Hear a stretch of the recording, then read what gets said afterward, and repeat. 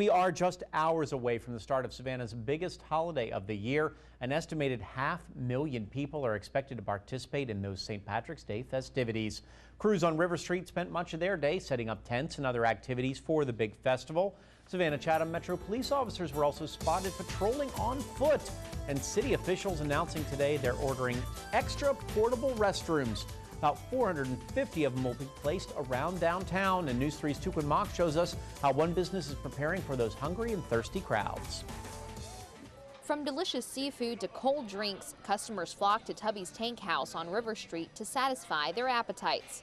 With St. Patrick's Day on a weekend, management says there are some pros and cons. With just 2 days, it tends to make our expenses less because they're not spread out over such a long period, and but it's shorter time to generate sales. The staff plans all year, figuring out just how much food to order, including cases and cases of French fries.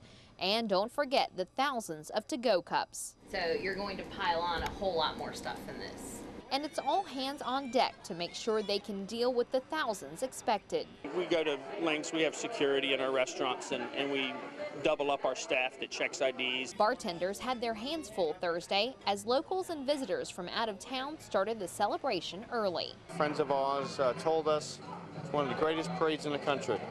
Said, come to Savannah, Georgia. This group from New York has been marching in the parade for 10 years. They say Tubby's is always their first stop. Once we saw it down here, we skipped basically our hometown parade to come here and hang out with you guys. And they say the atmosphere and great service in Savannah keeps them coming back.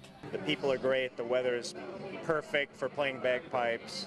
It's a perfect amount of time, 3 days away from home. You can't compare the two parades. This is a much closer-knit community where the people get into it a little more. tmach, WSAV News 3. Now the festival on River Street is set to start tomorrow morning at 10 a.m. And remember, tomorrow River Street will be closed to traffic and Bay Street may close depending on how much pedestrian traffic there is.